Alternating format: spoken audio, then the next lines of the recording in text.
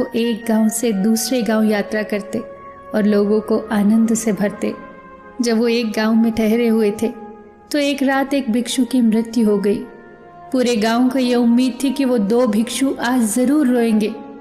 लोग दूर दूर से इकट्ठा होने लगे इस नाटकीय घटना का गवाह बनने के लिए कि कैसे वो 2 भिक्षु आज रोएंगे।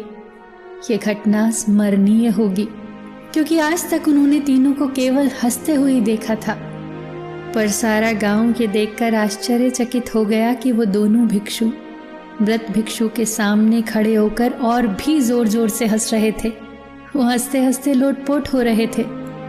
गांव के लोगों ने समझाया कि उन्हें आज हंसना नहीं चाहिए, उन्हें तो शोक मनाना चाहिए। उस दिन भिक्षुओं ने पहली बार कुछ बोला। उन्होंने कहा कि हम हंस रहे हैं इस भिक्षु की जीत पर। हम जश्न मना रहे हैं क्योंकि ये जीत गया।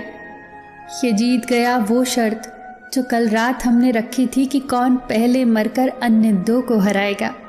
हम हंसकर इसकी जीत की खुशी मना रहे हैं। कई वर्षों से हम साथ रहे, साथ हंसे, और आज इसे अंतिम विदाई देने का इससे बेहतर तरीका और कोई नहीं हो सकता। हम केवल हंस सकते हैं। लोगों ने महसूस किया कि मृत भिक्षु का चेहरा ऐसे मालूम पड़ रहा था कि मानो वो भी इन दोनों के साथ हंस रहा हो। चीन में मृत व्यक्ति को धोने और उनके कपड़े बदलने की परंपरा थी, पर मृत व्यक्ति ने अपने साथियों से ऐसा ना करने को कहा। उसने कहा, मेरे शरीर को न तो धोना न ही मेरे कपड़े बदलना, क्योंकि मैं कभी अशुद्ध हुआ ही नहीं। हंसी की फुहारें मुझ पर इतनी बरसी कि अशुद्धता रही ही नहीं। दुनिया की किसी भी गंदगी को मैंने हंसी के जरिए अपने पास तक फटकने नहीं दिया। मृत भिक्षु को उन्हीं कपड़ों के साथ चिता पर रख दिया गया, और जैसे ही आग लगी तो उसके कपड़े चटकने लगे। मृत भिक्षु ने अपने कपड़ों में पटाखे छुपाए थे जो आग लगते ही फटने लगे, और सारा आसमान कई रंगों की आतिशबाजियों से चमकने लगा। सब आश्चर्यचकित थे। सब दिशाओं में रंगीन रोशनी फैल गई, और ये देखते ही सारा गांव जोर जोर से हंसने लगा।